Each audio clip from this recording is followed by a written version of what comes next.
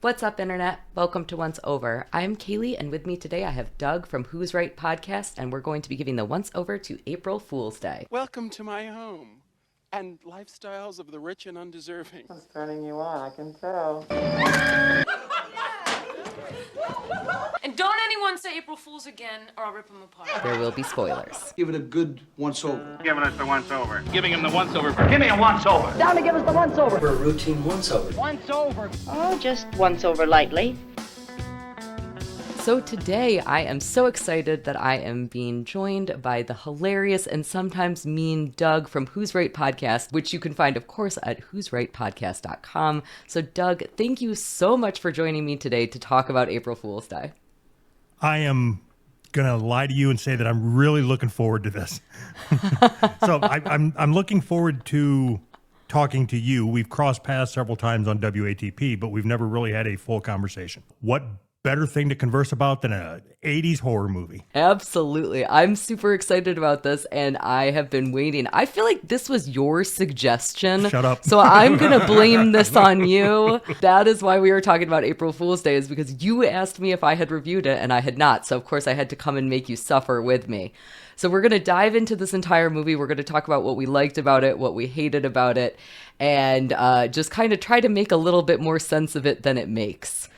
So, of course, April Fool's Day came out in 1986. It was directed by Fred Walton, who also directed things like When a Stranger Calls and The Rosary Murders.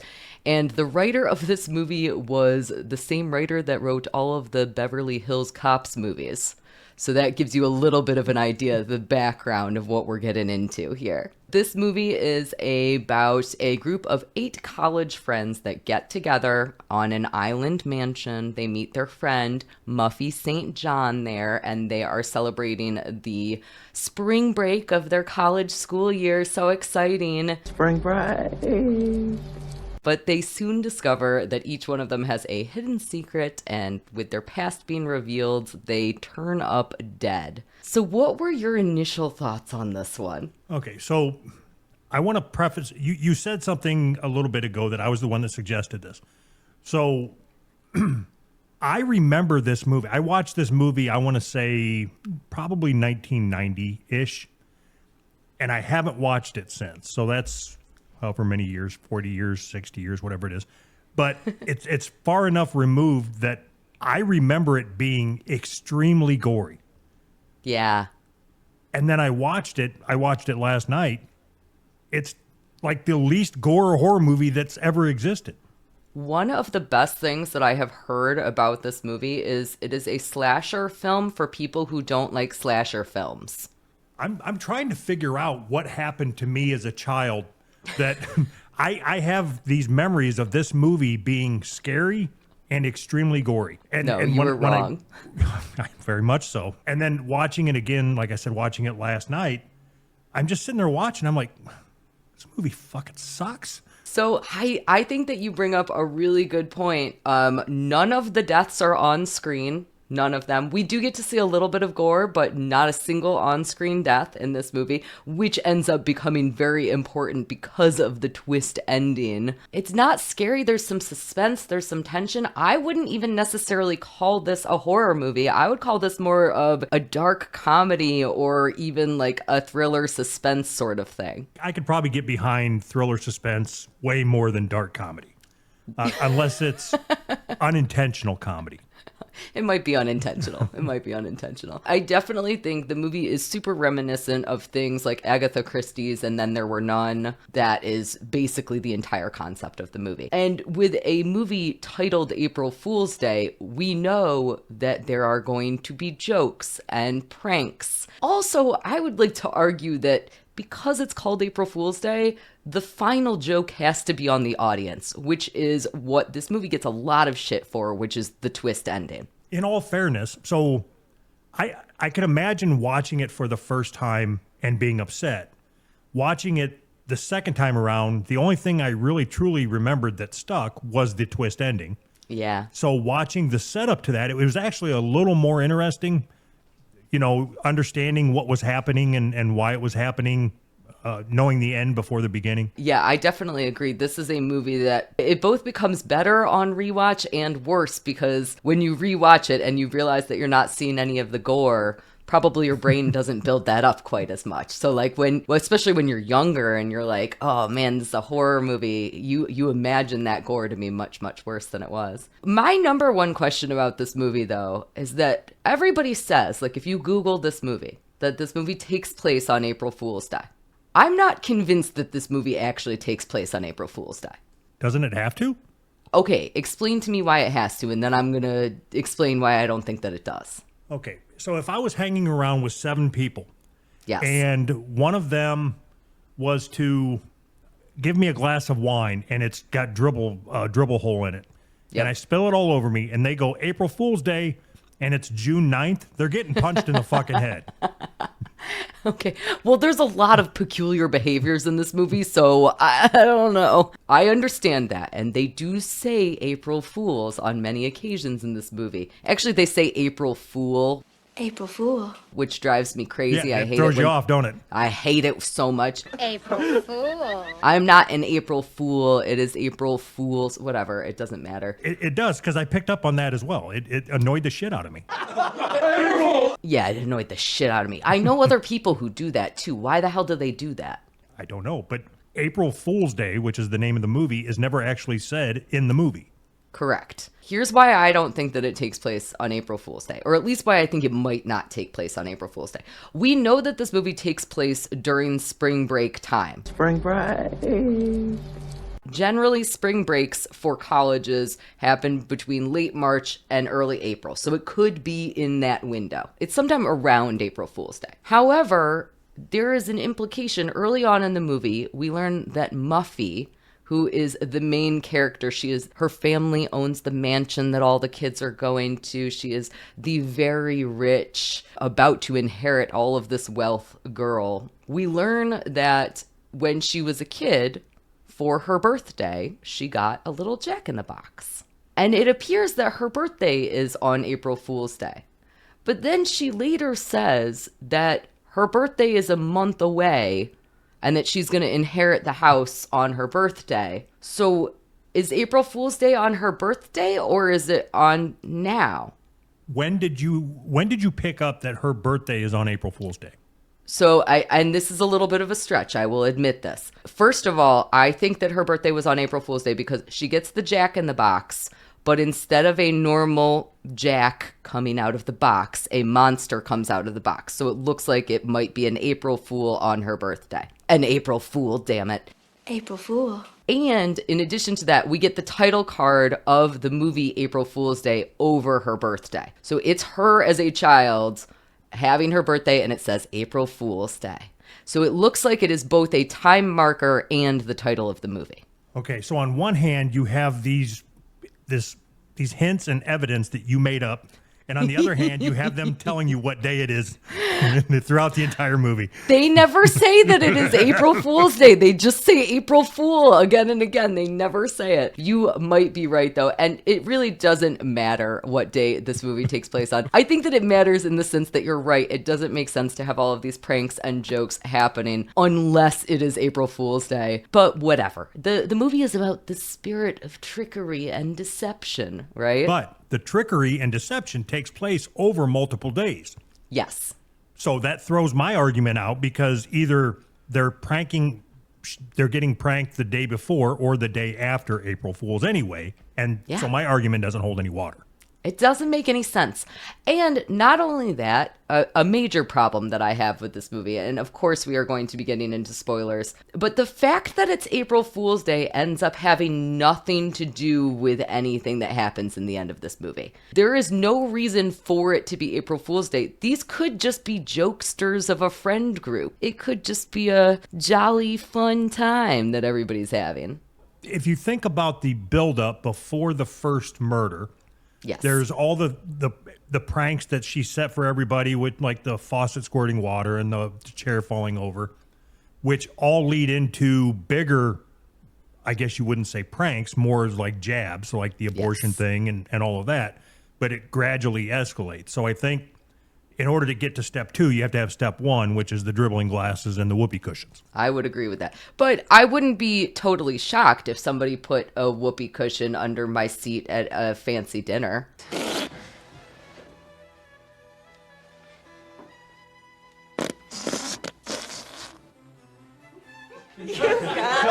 Like in my friend group, if somebody was whoopee cushioning somebody, I would be like, oh yeah, that makes sense, regardless of what day of the year it was. Yeah, but what about a gimp mask and heroin needles? I mean, that is also common amongst my friend group, you know? Come on, get it. So, okay, we can't talk any further about this movie. You mentioned a couple of things. Let's talk a little bit about the characters of this movie as we kind of get into the plot, because one of my major complaints about this film is that it has way too many characters. There are 8 characters plus Muffy, and that's too many humans. And they are indistinguishable from each other. Indistinguishable. So I will say, it seems like they tried to make the stereotypical like tropes. We have Nan, who is a prude. We have Nikki, who is a slut. And I fuck on the first date. We have Kit, who's kind of like a girl next door. We have Harvey, who is like the overachiever, rich perfectionist kind of guy. With my talent and your... Skip, who is Muffy's cousin. Distant. I guess he doesn't really have a character trait, but whatever. We have Chaz, who's like the cool guy. Guy, your fly's open and your hostess Twinkie is hanging out, huh? Arch, who's like the wildly horny jock. Please, God, let it be ding-dongs. And It's essentially the Breakfast Club on an island. Yes, it is. It is. Absolutely. I missed Rob. And the reason that I missed Rob is because Rob is the most meh of all of the characters. Well, basically, I possess an essential lack of seriousness. Rob and Kit are together, and I swear to God that could just be one character. There was no reason for the two of them to trounce around at any point in time. I hated them. So remind me, which one is Rob? Yeah, exactly.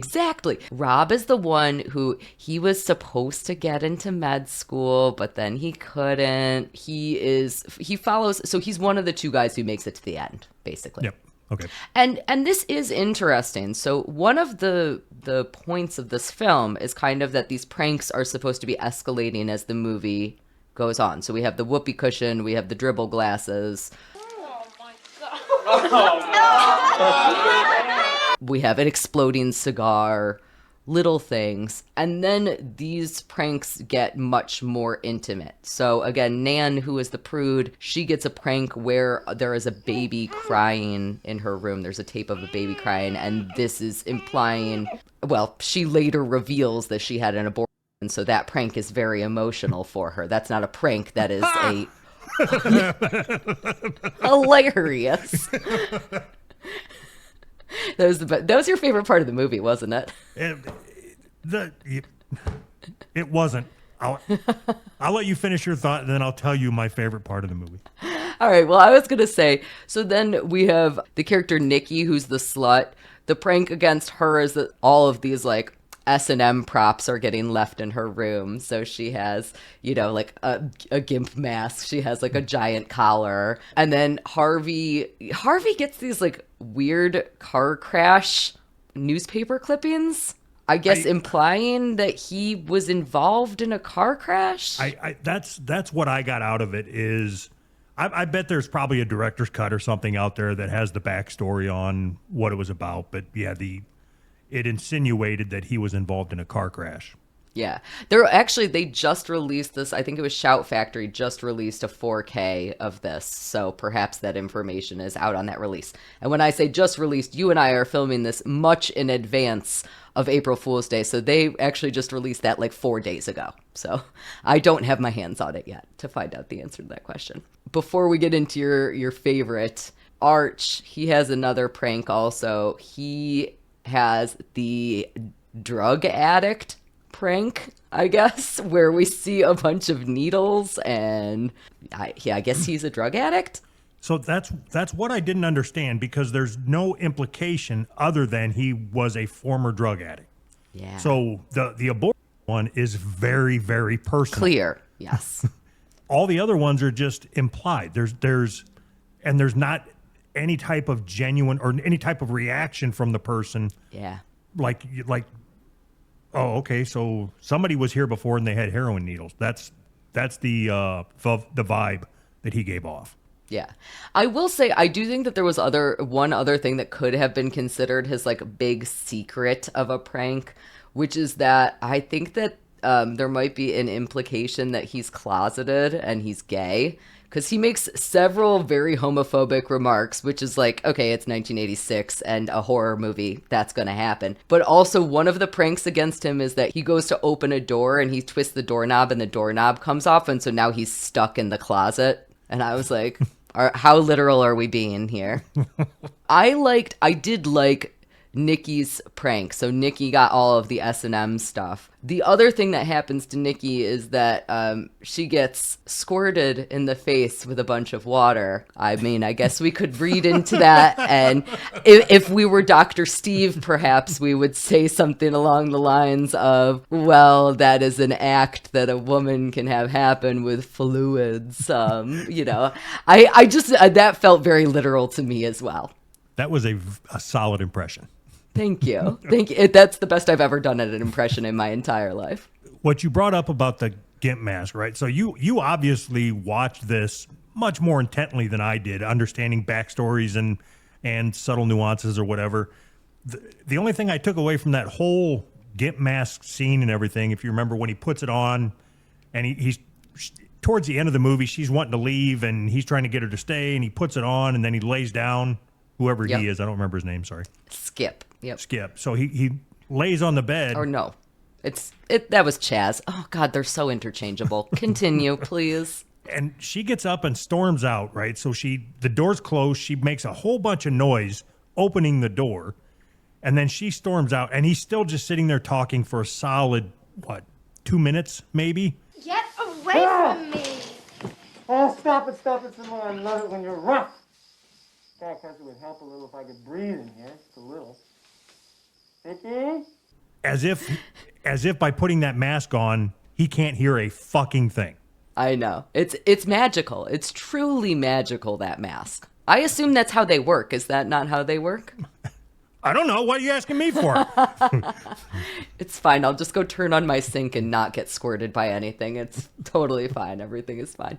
So what I think is interesting, though, and we can agree that the pranks don't entirely make sense. What I think is interesting, though, is that some of the characters don't actually get these big pranks. So Chaz, the guy who puts on the GIMP mask, he never gets like an official prank that is meant for him. Skip, who is Muffy's distant cousin, he doesn't get a prank, but he gets killed off real early on, so that's not super surprising. And then Rob, who I was arguing earlier is the most meh of all of the characters. He gets no prank at all. The only prank that happens to him is when he's like turning out a light switch and then another light goes on. That's so stupid. Oh my God. Okay, so to explain that further, you shut off the lamp and the lamp across the room turns on. You turn that off, the ceiling one turns on. You turn that off, the bedside one turns back on. Yeah. Followed by people getting their head cut off. Yeah. Like that's the prank. That's the escalation of the pranks. I am so stupid. Sometimes I overanalyze things. I actually wrote down a note for myself about this prank. Is this illuminating the truth? And then I was like, oh my God, I hate myself so much. Stop analyzing April Fool's Day so much. What are you even thinking? And so I'm no electrical engineer, but me processing that scene that would be an incredible amount of work take away all the other pranks and all the other setup that she had to do throughout this entire movie to get everybody to follow her breadcrumbs where she needed them to go. I'm talking a skilled electrician, solid 12 hours worth of work to figure out how to do that with the 4 or 5 lights. Yeah. Completely that's where it lost bonkers. Me. That's where the movie lost me, was the flight scene. You couldn't suspend your disbelief any further. That was it. That was okay. So my favorite of the pranks is actually one that we haven't talked about.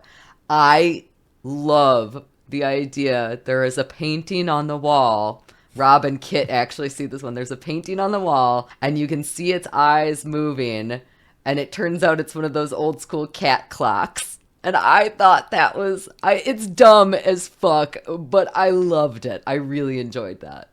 It wasn't nearly as bad as all the other ones. The thing that I'm stuck on, if I'm going to go down the path of Kaylee when I'm trying to understand this movie, everything is a big joke except for the abortion. Yeah. So what if this whole thing was just a setup to scar her for the rest of her life? Like, everything else you can laugh off. If you had an abortion and you kept it as a secret and you were ashamed of it, and now somebody's rubbing it in your face as a goof, like, that's fucking you up for some time. You're not going to recover from that. Okay, that's a really interesting point, and I am going to talk a little bit about the ending of the film in order for me to respond to that. So the ending of this movie is, oh my God, nobody ever actually got killed. It was all just practical jokes, and it was Muffy's idea, and she's creating a murder mystery sort of thing in her house, and it's going to be great. Ha ha ha, everybody's laughing. The reason that is interesting, especially in relation to the abortion thing, is while Muffy is giving this speech and she's explaining, there's all this exposition at the end of the film, she even takes a moment to note that some of the pranks she couldn't have anticipated them going wrong. There's a prank where Arch gets pulled up by a rope and he's hanging by his legs, and there's a snake there, and the snake's about to bite him. And Muffy says, I never could have known that there was going to be a snake. And of course, that went horribly awry. That was actually dangerous, and I didn't mean for that. You don't think that, like, traumatizing a girl about her abortion was maybe one step too far in your murder mystery house? Like, that is, no, don't do that. And we keep harping on this, and it's probably over talked about already, but none of the other pranks having any personal zest behind them, and this one being targeted to probably the most traumatic thing this girl has ever been through. It doesn't make any sense. No. It does not. And again, she's a nothing character. If we're going to focus on that, and that is going to be the thing that really gets developed and becomes a important thing within the movie, then give me more of a character for her. But she's nothing. She's the entire thing. She's kind of a prude. She's like very studious. She has all of her school books with her, even though they're supposed to be having a fun time. She doesn't want to play soccer. She's the weirdo. She's a drama kid. Gross. I will say that something that is interesting when it comes to the practical jokes, this is not a practical joke. This is a real life thing that happens. The beginning of the movie opens up with these 8 kids traveling to the island, and they are taking a ferry over there. What must be the longest ferry ride of all time, actually, because one of the girls starts sunbathing during this ferry ride. I made a note about that. Sunbathing on a 6-minute trip across the lake is what I wrote down. It made no sense. Absolutely. She goes through this dramatic stripping, gets up on a pallet, lays down, has maybe a 3 or 4 sentence conversation with somebody, and then hops up and gets dressed, and they're on land. Yeah. And not only that, she's wearing a one-piece bathing suit because there's no boobies in this movie for being a horror movie from the 1980s, which is bonkers. Just bonkers. I hate it. Anyway, I was going to talk about the real life craziness. Obviously, we have all of these crazy, crazy pranks. Do you know about the character Skip? His real name is Griffin O'Neill. He had some drama, a prank turned accident that sort of mimicked what happened in this movie happen in real life. Yeah, that's with Francis Ford Coppola, right? Or yep, his son, anyway. It sure is. So when they are on this boat, this ferry ride in the beginning of the movie, they're all kind of like playing little pranks on each other, and things are starting to escalate. Skip's character ends up getting blamed for a prank turned accident that is related to a ferryman, and that ferryman becomes disfigured. And then later, O'Neill was actually indicted on manslaughter charges. I think it was only 1 year after this movie got released, relating to a drug-induced boating mishap that happened, which resulted in the death of Coppola's son, Giancarlo, I think Coppola. That's pretty bonkers. Not that bonkers, all right. I tried. I tried to share hold on. exciting real life. Thank you. Yes. I liked the opening fairy scenes. I thought that they were interesting. There was actually a couple of moments of tension in those scenes that I thought was really, really well manipulated. There's a moment where you get to see the fairy like hitting into the dock, and it's a little bit harrowing. Like, it kind of got me on the edge of my seat. The rest of the movie, I don't know that it got me on the edge of my seat, but that moment felt like, ooh, something weird is happening. The other thing I noticed that they did really good with is the music going along with. So as that, whatever tune that was, as it started playing, that's what started, for me, that's what started building the suspense, knowing that something is about to happen. Yeah. And what they did with the snake as well, what you were talking about when he's hanging from the tree, because you are fully expecting that snake is going to strike. Oh, absolutely. Yeah, and again, it looks terrifying. Like, imagine being in that situation. I don't want to imagine being in that situation, actually. It seems horrible. If my friend did this to me, oh my God, I swear to God, the end, again, we've already spoiled the end of the movie. The end of the movie is that Muffy's like, ha ha ha, it was all a joke to test out my plan to make this into a murder mystery house. If I found out that my friends had been doing this shit to me, I would not be toasting champagne with them. I would be punching them square in the face. Other thing that doesn't make sense. Yes. She said, when I roll this out, I'm just testing out my script. Yes. When I roll this out, they'll know what they're in for, and it won't be as bad. Okay, so that means she's not testing out the script because she's going to have to write a new one. And if you come into it knowing what you're in for, that's a completely different fucking dynamic. It is not even a little bit the same. And again, it makes no sense. I understand. So her reasoning for doing this, I just think that her reasoning is stupid. She says, I am going to inherit this house from my family. However, I have to prove to my father that I can pay the property taxes. So the whole reason that we are fucking with our friends is for the government? Is that where we landed in this movie? Okay, to take that a step further, how much time and money would be required? She could pay 10 years worth of fucking taxes for what she spent to put this fucking weekend together. And then on top of that, if you go back and watch it, now that you know the end, you go back and watch it again, there's some things that don't necessarily line up with, okay, I understand she did extensive planning, but how could she plan to the extent that she knows this couple is going to be in the boathouse and she can have that guy float underneath them at just the right time? I completely agree with you. There is a lot of coincidences that have to happen in this movie. Now, another one of the times where we get to see dead bodies is that we get to see one of the characters, Nikki, she falls into a well. And the reason that she falls into a well is because one of the rungs breaks. Now, you could argue, well, that makes sense. And what happened is that Muffy just loosened that very low rung so that she would absolutely fall in. You know, Muffy guaranteed that she would fall in. In fact, in the beginning of the movie, we see Muffy opening up a basement window that characters climb into later. So we know that Muffy has set all of this stuff up. The thing that ruins it for me is that we know that none of this is real. Watching this movie for a second time on a second watch, you know that none of it is real. And as people are, quote unquote, killed off, what is really happening is that they are getting let in on the joke and then they are agreeing to hide so that people who are not yet in on the joke are still falling for it, whatever the heck is happening. The reason that that's important is because one of the things that we think is happening at one point in the film is that there is a red herring that the guys who worked the ferry are actually the ones killing all of these college kids. So the kids call the police constable, and the constable says, well, it can't be the ferrymen because I've been at the hospital with them this whole time. We later learn that the constable and the ferrymen are all actors and they are faking everything and they are in on the joke the entire time. However, when the kids call the constable, we as the audience see him in the hospital. Why would he be in the hospital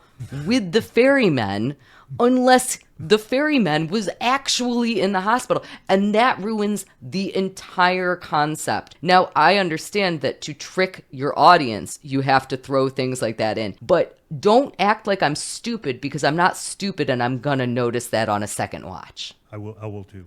On a third watch. Yeah. I'll pick Yes, it up. of course. Yeah. Yeah. Did it actually make sense how I described it? Because I feel like I got a little bit off the rails there. No, it made sense, and it also made me feel like a fucking idiot because I didn't put it together. Well, I will be honest with you. What I did, the only reason that I caught that is because I just watched this movie. I watched this movie 2 times just the other day. I watched it once enjoying the movie, and then I watched it a second time trying to pick holes. Before we move on, okay, who's the guy that was floating underneath the dock? That's Skip. Okay, so there's a couple in the boathouse, and the girl lays on her back. The guy gets on top of her. The girl looks over through a crack in the floorboards, and you see Skip floating under the water, right? Or floating on the water, and he obviously looks dead. He's very gray. Okay. The couple runs to the house and starts saying, "Where's Skip? Where's Skip? We just saw him. Where's Skip? We've got to go look for him." Not once do they ever go back anywhere near that fucking boathouse. They run out in the woods, and that's how the guy gets caught up on the string. I feel like they went back to the boathouse for like a moment. I feel like the three guys, I think, ran to the boathouse. I think that they did. I disagree. All right, I'll go look it up. I'm going to prove you wrong, or I'm going to look like an idiot, one or the other. Jesus Christ. Well, we'll look for him. I'll go with you. Come on. I'm coming too. Skip! Hey, asshole! Hey, Skip! I was right. That whole sequence is completely mind-boggling to me. If I saw a friend or even an acquaintance, because they don't actually know Skip very well. Skip is allegedly the cousin of Muffy. It turns out that he is Muffy's twin brother. Why that matters at all, I am baffled by as well. The whole concept of this movie is that they are all great friends, right? They do give an exception to Skip and Nan. Skip and Nan are the newcomers. But they're all good friends with Muffy. Yeah.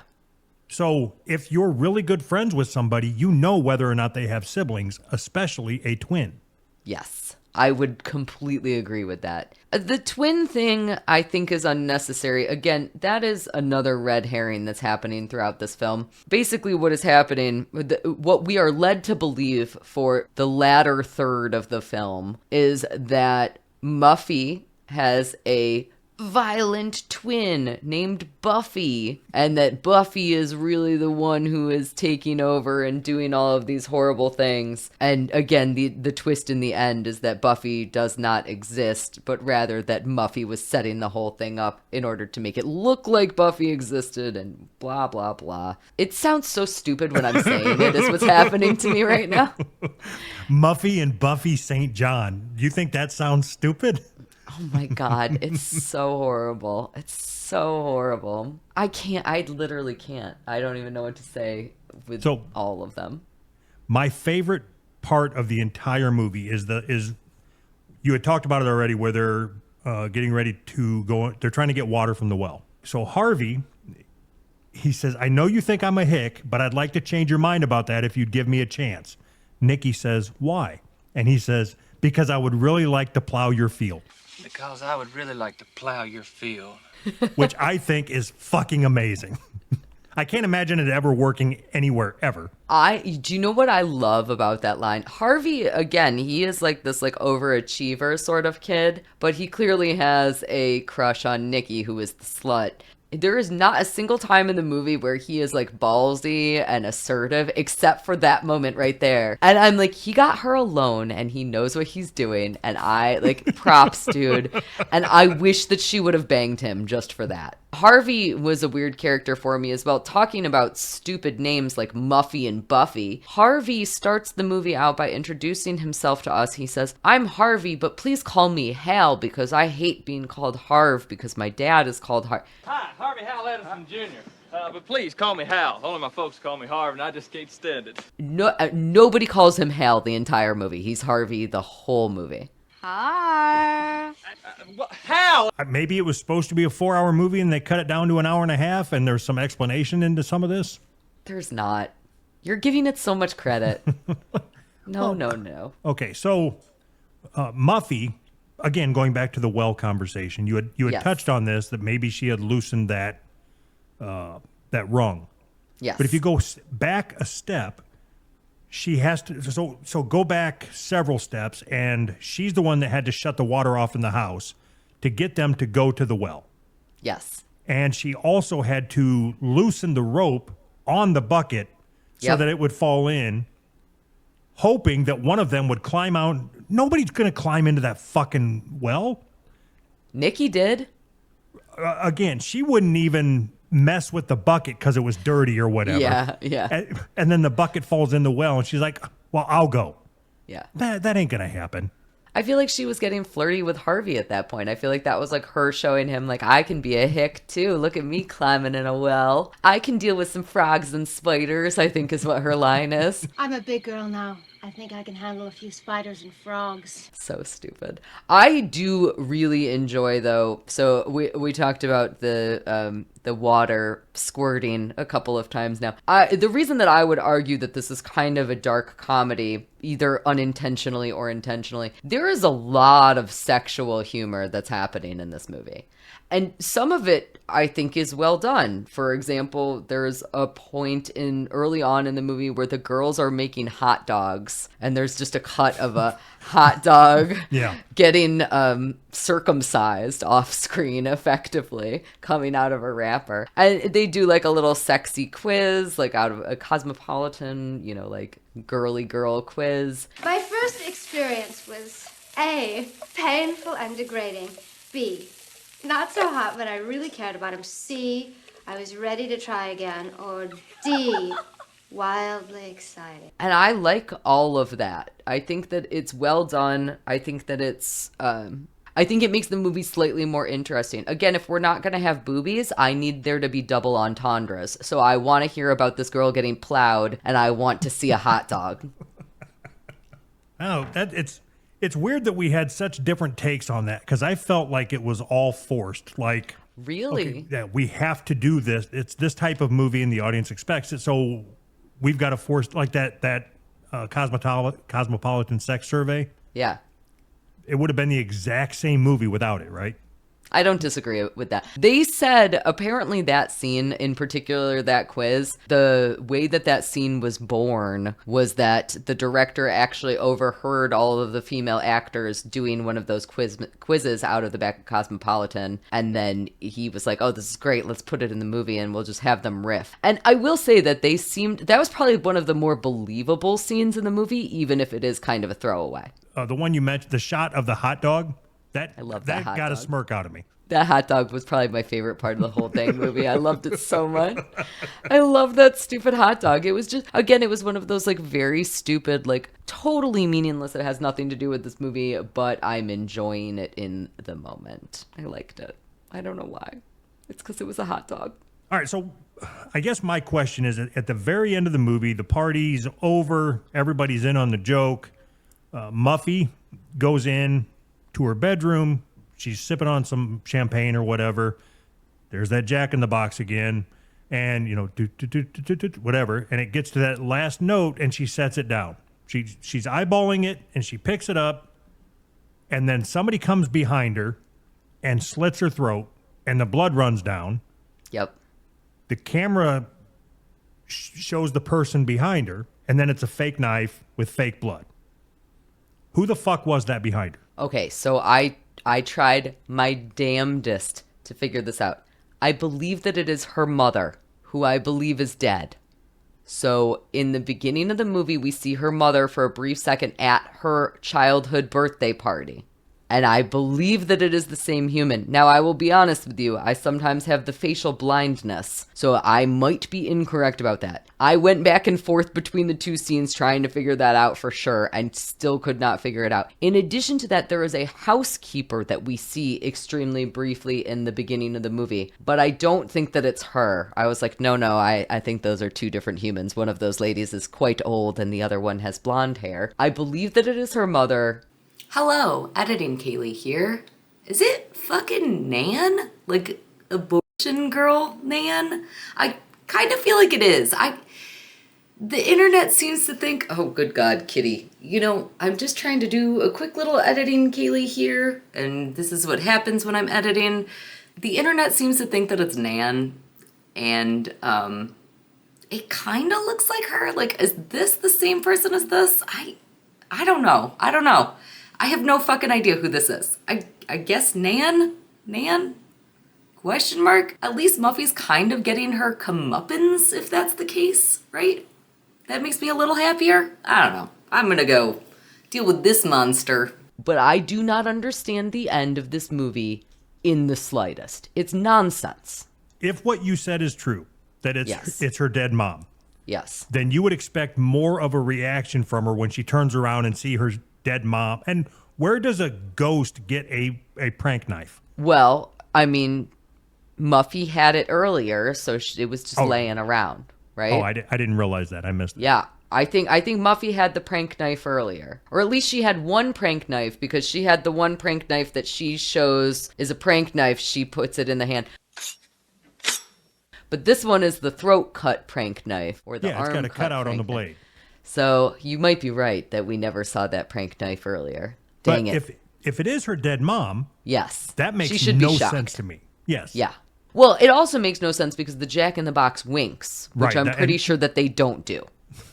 Yeah, at least I have never seen one that did that. It's a very bizarre ending. I do know that this ending got kind of thrown on. It got kind of tacked on by producer Frank Mancuso Jr., who actually worked on all, I think he worked on the first maybe 2, 3, 4, and 5 of the Friday the 13th movies. I can't remember which ones, but he worked on a bunch of those. And he insisted on adding this on to the end, which is mind-boggling and stupid. They shot that scene in LA months after the production had wrapped, even though the rest of the film had all been filmed in Canada. And I think that we could have left without that scene, right? See, I think that the movie would have been better if that scene was her actually getting her throat slit.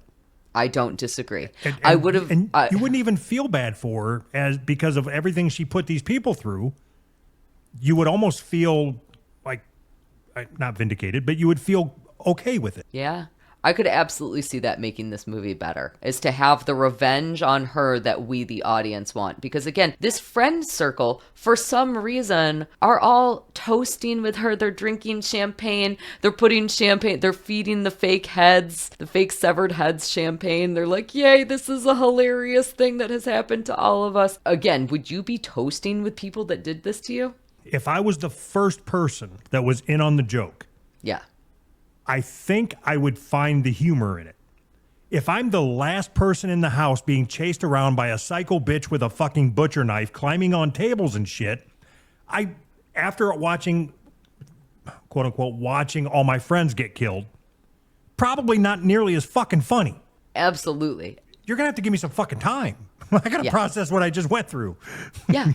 And again, especially for the character Nan, who had to confront her before she got murdered and then play along with the joke of the rest of her friends getting murdered. That's just too much. I think that I would have liked to see the revenge against Muffy. I would have liked to see her get her comeuppance.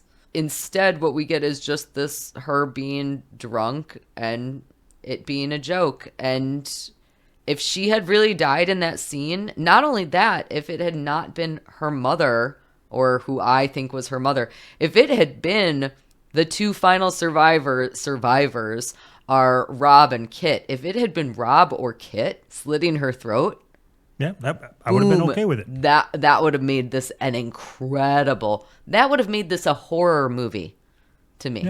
Yeah, I agree with that.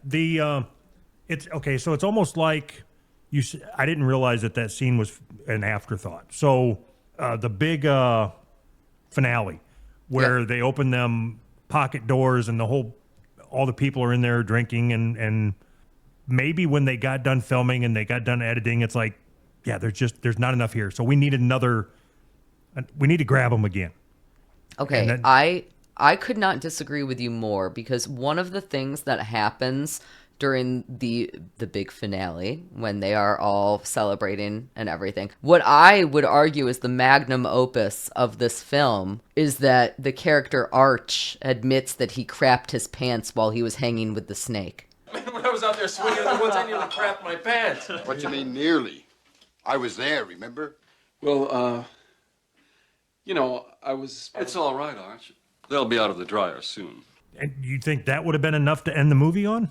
I don't know that the movie ever really began, so I don't know that it needs a big pizzow of an ending. I think that the idea of them all playing with the fake severed heads, if we are going to suspend the disbelief that these people are all not incredibly pissed off at Muffy, then yes, I can suspend the disbelief that the movie just ends there. So I think it's more, all right, so you have the emotional roller coaster of the suspense, and then the buildup, and then the payoff is that it's all a joke. And then you have this little mini scene where she's in her bedroom with the Jack-in-the-Box, and the suspense is building again with the music building. And then you have the payoff again with her getting her throat slit, and then you let the audience in on it again. And then the last thing, the last fuck you to the audience is that Jack-in-the-Box winking at the camera. And that wink is it essentially said, Doug, go fuck yourself. I just wasted an hour and a half of your time. I do think, because this is an April Fool's Day movie, the joke has to be on the audience. So perhaps the joke that is on the audience is everything is a joke and I made you sit through this. That's bolstered by the fact that the end credit song is the song Too Bad You're Crazy by Jerry Whitman, which features a kazoo. And the number of songs that feature kazoos is relatively small. So like this song is like the goofiest. It almost reminded me of like the song that plays when the cops are on the screen in Last House on the Left.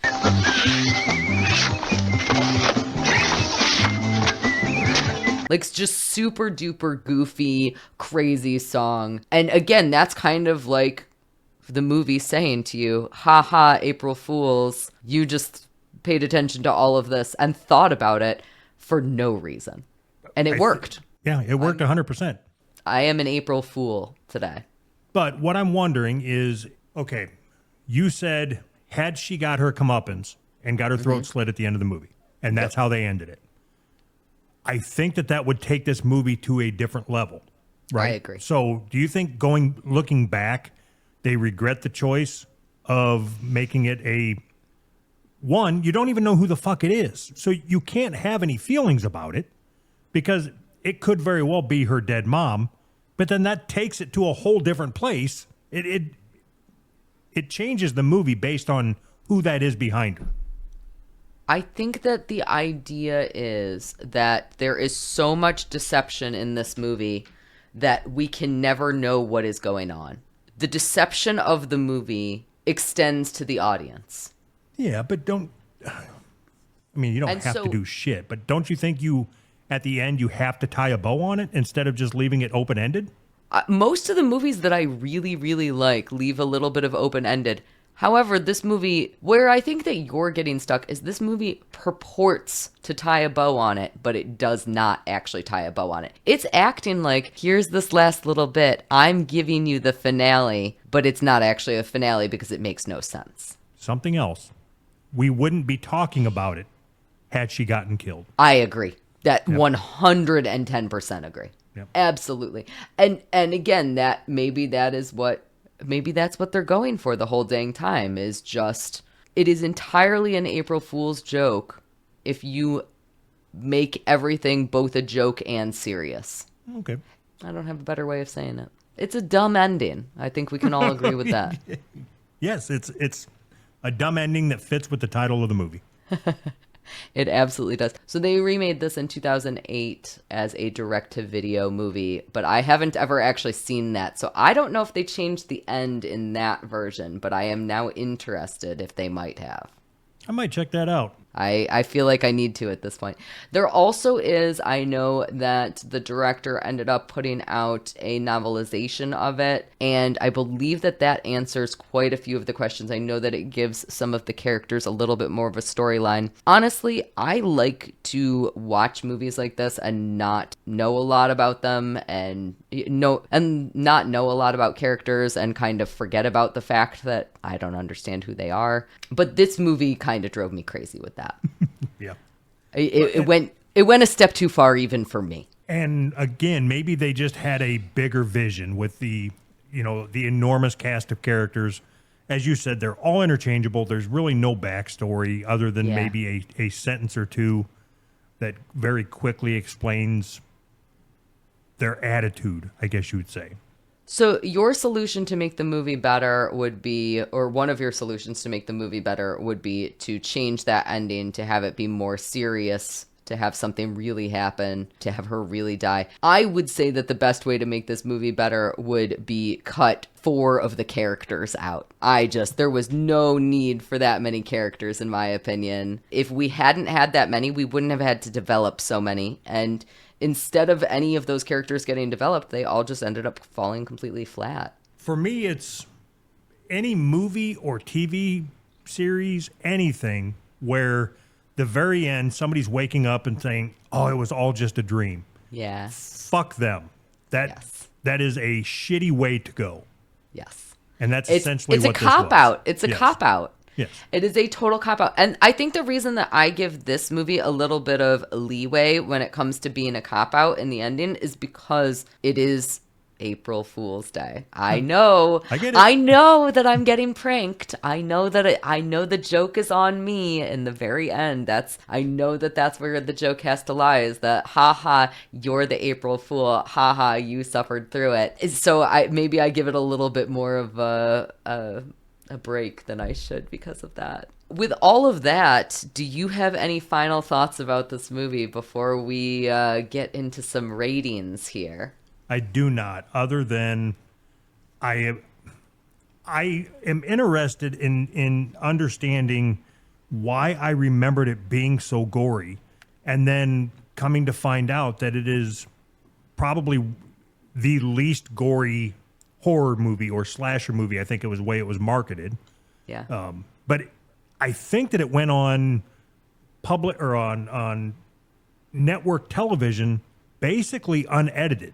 Yes. Because there's no blood other than the fake blood that you see after the fact. Absolutely. And again, it's a slasher movie for people who don't like slasher movies. It is completely different. It is much tamer. It does not have any of that stuff. One scene that I will say was more gory than at least the rest of the scenes that we didn't even talk about is the dick getting cut off scene, which it's shocking that we made it this long without talking about that. Even that is not particularly gory. It's mostly just a little teeny tiny pile of blood, and so it absolutely could pass for network television. That's one way to make a movie. It makes me wonder, and unrelated to this movie, but I have a memory or a recollection of An American Werewolf in London being the scariest movie ever made, because I remember watching it as a kid. I think if I was to go back and rewatch it, it's probably not that dog scary. shit. Yeah, it's not that scary. And I think that part of it has to do with childhood, but I think that another piece of it for this movie in particular, you imagine the gore because they do a good job of setting up the tension, the suspense, the thriller aspects of this movie. And so in your head, even though we're never actually seeing these kills on screen, they're cutting away just before the kill is happening. And then your, especially childhood head, imagines the rest of that kill. And that's where you're getting the gore from. And that, I will say, is something that this movie does very successfully. Despite the fact that we have criticized much of this film, they are really good at building up the idea that something exists when it doesn't exist. Yeah, other than, okay, so the scene that you referenced where the constable is in the hospital and they're showing him talking on the phone, okay? Yeah. That would be the equivalent of them showing the kills, because it doesn't make sense. You can't show the kill and then have the person come back. Yeah, that's the perfect way to describe it. That's the perfect way to describe it. So this movie is definitely not without fault. And I will say, I also remembered it as being gorier. I never really even talked about my experience with seeing it for the first time. This was a movie that was always in the video rental stores. And it has that very distinctive movie cover where you get the noose that is made out of a braided hair. And I, as a child, was terrified to even watch this movie. I didn't even want to watch it because I was like, that's going to be an evil movie. It is going to be way too scary for me. And it's not. When I finally watched it, I was like, oh, okay, I can handle this. I'm okay. So the takeaway then is it's a great horror movie to show kids. Yeah, absolutely it is. I will admit to one other thing, though, which is that just before you and I started filming here, it was around 7:30 p.m. my time, and I usually don't watch any horror movies at nighttime, including I usually won't even watch Simpsons Treehouse of Horrors at nighttime because I am a very sensitive lady, and I am terrified of everything. So I don't like to watch anything scary at nighttime. I was rewatching this movie just before you and I started talking about it. There is a scene where the character Kit is in a room, and again she grabs at a doorknob and the doorknob comes off and she's holding it in her hand, and you expect in that moment something to jump out from behind her. You expect there to be something behind her, and nothing does. And I had to sit in that discomfort. And I will tell you that at 7:30 p.m. on a Monday night, I started looking around me in my house to make sure that there was nothing here. And that's what horror is supposed to do. It's supposed to make you look over your shoulder. So I guess it was a success in that sense. You hate me now. You hate me now is what you're trying to say. I don't. My issue is it's an 80s movie with some shitty dialogue and some things that don't make sense. Horror movie wise, I would say up to the last 4 minutes, it's great. It gets you where she just needed to fucking die at the end. Yeah. I would be able to defend this movie if she died at the end. I'm stuck on that. You want the comeuppance. You gotta have it. I get it. So I like to, on my channel, rate movies out of 7 thumbs up. I am dying of curiosity to find out what you would like to rate this out of 7 thumbs up, because if it's only the last 4 minutes that completely destroys it for you, you really could go either way. Yeah, I'm going to have to go, if I quit acting like an immature bitch and because she didn't die, the movie, it kept your attention, it built suspense. I would have to go with 5. So I also would give this a 5 out of 7 thumbs up. I think that this movie, despite the fact that it has so many issues, it has so many dang issues. And if I am picking it apart, I hate it. And I hate every moment of it. And I agree. I think that you're right. If she had died in the end, that would have made this an entirely different conversation. It's still is so much fun to watch. There's no blood, there's no boobies, there's none of the things that I expect there to be in an 80s slasher film. But I don't care for some stupid reason. I think so. If somebody that's watching this decides they're going to go check out the movie, one, we've already spoiled it for you. But even then, there's a lot of things that we've missed. I think it's better the second time around. Yes, I agree.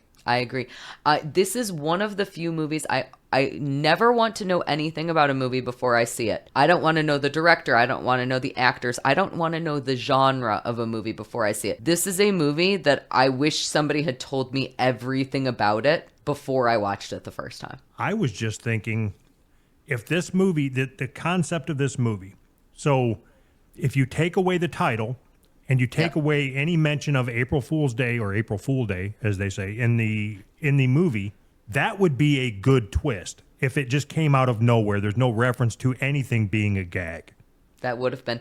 There were actually 2 other movies that came out in 1986 that both had to do with April Fool's Day. You had Slaughter High, which was originally going to be called April Fool's Day as well. However, when they found out that Paramount was putting out this movie, they decided to change it to Slaughter High. And then there was one other one that the name of it is now escaping me. But April Fool's Day was a very popular topic in 1986. That was the holiday du jour after having movies like Halloween, My Bloody Valentine, Friday the 13th, all of the movies that happen on different holidays, you know? The other thing that caught my attention was the character names. And if you were going to write a parodies 80s movie, you would name them the exact Muffy and Buffy St. John, Yep. Chaz. Harvey, Kit. It's all the epitome of yeah. 80s movies or 80s names. Absolutely. This movie is a stereotype beyond stereotypes. And here we are laughing at it. The other scene that sticks in my head is everybody's went to bed. Guy number 3 comes out of the house and he knows right where to go, and he finds some pot growing on the side of the dock and picks one leaf, and that's his plan for the night. He's so happy about it. I was like, wait, is that supposed to be weed? Like, I was literally like, I don't even understand what's happening in this sequence right now because none of it makes any sense whatsoever. Oh, they're so stupid. Also, that was the character that did that was Skip, who is the brother of Muffy, the very rich girl, aka he's also rich. He couldn't afford to just go buy some pot. Like, he had to go clip it himself. Oh my God. None of this movie makes any dang sense. But again, I think that despite that, both you and I enjoyed it for what it is. I think that you're right that we probably should have changed the ending on this one. And now you and I will both have to go check out the 2008 version to see if perhaps they beefed it up a little bit for us. Maybe we got some real life murders on that one. Because again, this is a horror movie where the body count is 0. That's wild. Well, anyways, Doug, thank you so very much for joining me. I would love it if you would tell everybody a little bit about where they can find you, some exciting things that you have going on these days, or anything like that. Me and my co-host Anthony, we host a podcast, who'srightpodcast.com, and it's basically just talking shit, being assholes. There's not a whole lot to say. Well, correcting things when they're wrong, all of those sorts of things. We don't do a whole lot of correcting. We do a whole lot of getting more things wrong. We like to argue about things that neither one of us really know anything about. I'm not exaggerating when I say this. I did more research to be on this show than I have to do my show for the last year. I appreciate that so much. I am so happy that you and I got to talk about this. I am glad that you suggested this movie because I probably never would have talked about it if it wasn't for you. And I had a super fun time revisiting it, thinking way too much about the squirting and the hot dogs and all of those sorts of things. I had just an absolute blast. So thank you again so much, Doug. And thank you guys all for watching. And I can't wait for the next one. Bye.